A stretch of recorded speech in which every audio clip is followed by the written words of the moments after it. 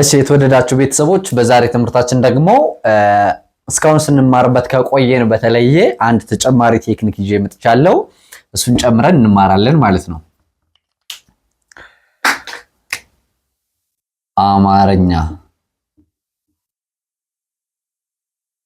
አማርኛ የዛሬ ትምህርታችን ስለ ነ ነው የሚሆነው። ነ ማለት እንደሚታወቀው እስኪ ስምንቱን ልጻፍ። 1 2 3 4 5 6 7 8 የምንላቸው አሉ ማለት ነው። ስለዚህ እነዚህን ካልን በኋላ ስምንቱንም የነ ቤተሰቦች እንጽፋለን ማለት ነው። አንደኛ ነ አንድ ቋሚ አንድ አግዳሚ አንድ ቋሚ። ከዛ ሁለተኛ ኑ አንድ ቋሚ አንድ አግዳሚ አንድ ቋሚ ቅጥያ። ከዛ አንድ ቋሚ አንድ አግዳሚ አንድ ቋሚ ቅጥያ። አሁንም አዛ እች እንደዚህ ትሆንና ርን ትመስልና እንደዚህ ና ነ ኑ ኒ ና። ከዛ አንድ ቋሚ አንድ አግዳሚ አንድ ቋሚ ከዛ ቀለበት።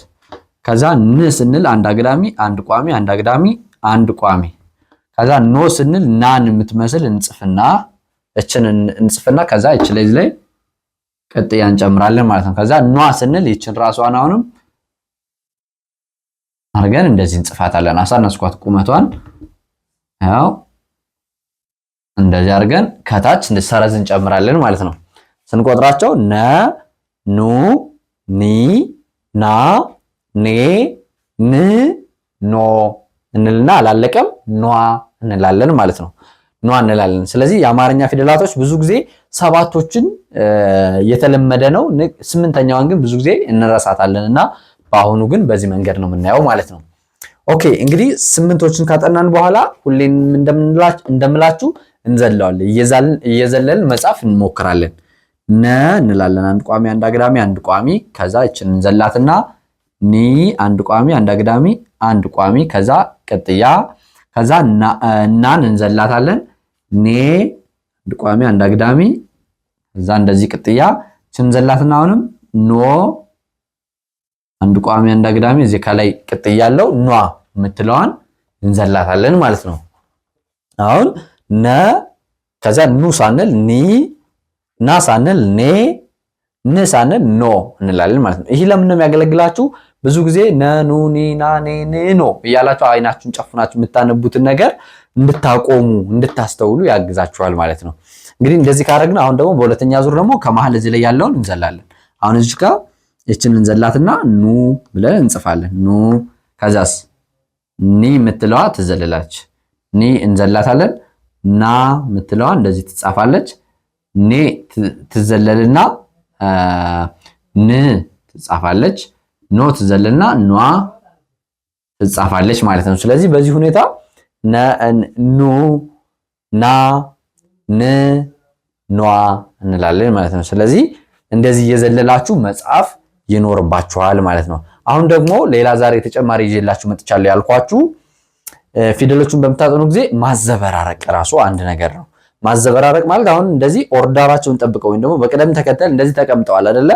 እነዚህን በቃ ዝብርቅርቅ አድርገን እንጽፋቸውና መመለስ ማለት ነው ወደ ነበሩበት። አሁን ለምሳሌ አምስተኛ ፊደሏን እዚህ ላይ ብጽፋት፣ ከዚህ ላይ ሶስተኛ ፊደሏን ብጽፋት፣ ከዚህ ላይ ሁለተኛ ፊደሏን ብጽፋት፣ ከዚህ ላይ ሰባተኛ ፊደሏን ብጽፋት፣ ከዚህ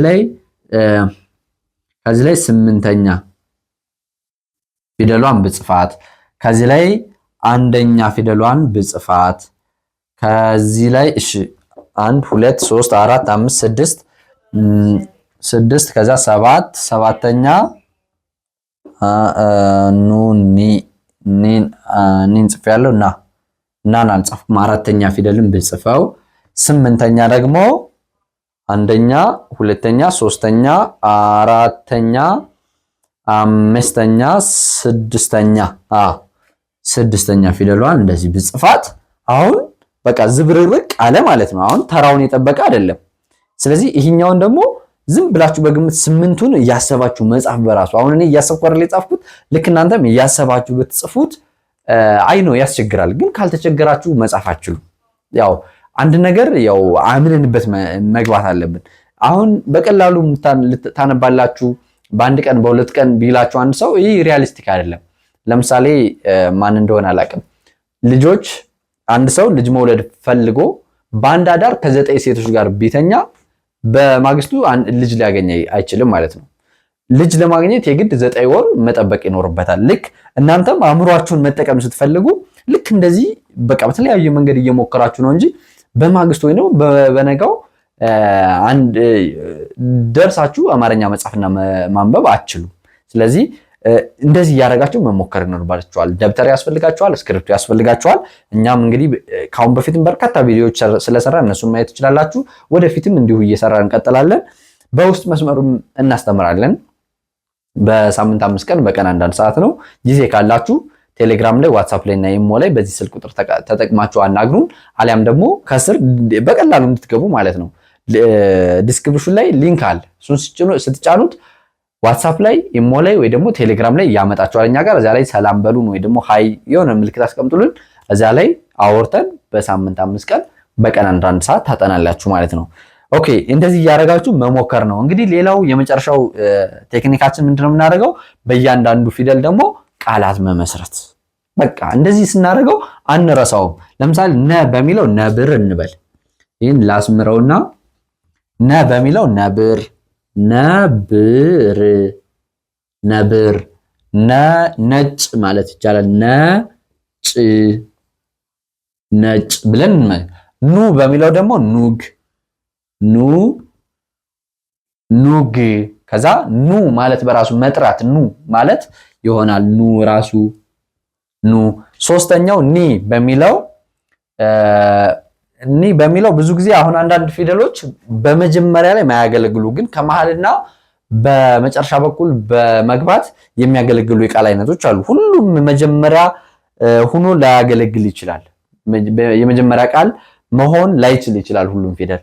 ስለዚህ ይችን ፊደል በምትገባበት ቃል ተጠቅሜ መመስረት ማለት ነው። ለምሳሌ ቻግኒ የሚባል ቦታ አለ። ለምሳሌ ቻግኒ ማለት ይችላለሁ።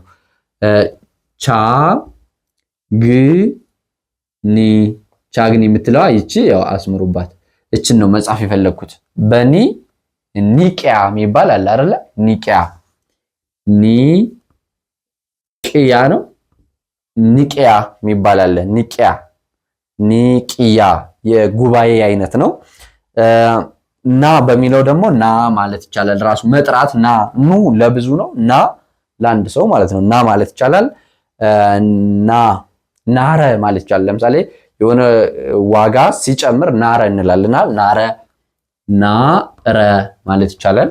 ኔ በሚለው እኔ የሚለው ጋር መጨረሻ ላይ መግባት ትችላለች። እኔ ማለት ይችላለሁ። ጎኔ ብልም ይገባል። ጎኔ እንደዚህ በምሳሌ ስትይዙት አትረሱትም። በቃ ያው ጎኔ። ከዛ ን በሚለው ደግሞ ንብ ማለት ትችላላችሁ። ንጹህ ማለት ይቻላል።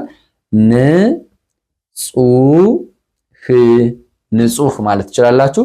ኖ በሚለው ኖታ ይባላል። ኖታ ይባላል። ኖረ ማለትም ይቻላል። ኖረ ማለት ትችላላችሁ። የመጨረሻ በዚች በኗ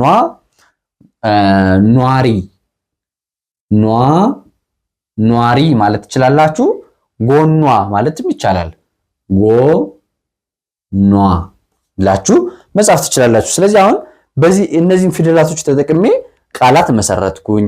እነዚህን ፊደሎች ተጠቅሜ ተራውን ጻፍኳቸው፣ አዘበራርቄ ጻፍኳቸው፣ ከዛ ደግሞ እየዘለልኩ ጻፍኳቸው። ይህን ያህል ጊዜ ካጠፋችሁ በእርግጠኝነት ሁሉም ሰው በአንድ ወር ውስጥ ትችላላችሁ ማለት ነው። ነገር ግን እንዲሁ በታምር አትችሉም። በቃ መጻፍ አለባችሁ፣ ማንበብ አለባችሁ። ማለት ከጻፋችሁ ከለመዳችሁ በኋላ ራሱ ቋንቋውን ካልተጠቀማችሁበት፣ ደብዳቤዎችን ካልጻፋችሁበት፣ ጓደኞቻችሁን ሰላም ካላላችሁበት ምንም ጥቅም ስለሌለው ማለት ነው። የምትፈልጉትን መጽሐፍ አሁን ላይ በተለይ ደግሞ ስራ ላይ ያሉ ሰዎች በትርፍ ጊዜያቸው ቁርአንም ሆነ መጽሐፍ ቅዱስ የተለያዩ እነሱ የሚፈልጓቸውን መጽሐፍቶች ያነባሉና እሱን ለማድረግ የግድ ቋንቋውን ስለምትጠቀሙት በየቀኑ ማንበብ አለባችሁ። የተወሰነች ጊዜ መሰጣችሁ በየቀኑ መጻፍ አለባችሁ ማለት። ሁለቱን ካረጋችሁ እና እንደዚህ የተለያዩ ሜቶዶችን ከተጠቀማችሁ በአጭር ጊዜ ውጤታማ ትሆናላችሁ፣ ማንበብና መጻፍ ትችላላችሁ ማለት ነው። በነገ ትምህርታችን እንግዲህ ኘ የምትባለዋን ኘ እንደዚህ እቺ ፊደል ኘ ትባላለች። ነገ ይችን እንደዚሁ እናያታለን ማለት ነው። ስለዚህ ሰብስክራይብ ያላደረጋችሁ ካላችሁ ሰብስክራይብ አድርጉ። ሁሌ ይደርሳችኋል። ሰብስክራይብ ካደረጋችሁ ላይክ አድርጉት። ቪዲዮውን ላይክ ስታደርጉት ብዙ ሰው እንደወደደው ዩቲዩብ ማሽን ነው፣ ሌላ ምንም ሰው አይደለም። ስለዚህ ብዙ ሰው ላይክ ካደረገው ተወዳጅ መሆኑን የሚያውቀው በዛ ነው። ይህ ቪዲዮ ተወዳጅ ከሆነ ደግሞ ለብዙዎች ይሰደውና ለብዙዎች ዩቲዩብ ላይ ሲገቡ ብዙዎች ፊት ለፊት ይመጣላቸዋል፣ ያዩታል፣ ብዙዎች ይጠቀሙበታል ማለት ነው። እስኪ እንደዛ ማድረጋችሁን እንዳትረሱ። ሐሳብ አስተያየታችሁን ኮመንት ላይ መጻፍ ትችላላችሁ። እንዳልኳችሁ በውስጥም መማር ትችላላችሁ። ከዛ በተረፈ የዛሬ ቆይታችን ይመስላል። በነገ ቪዲዮአችን እስከምንገናኝ ሰላማችሁ በያላችሁበት ይብዛልኝ። ሰላም፣ ፍቅር፣ ጤና ለሀገራችን። ይህ የእናንተው ምርጥ ፋኖስ ኢትዮጵያ ነው።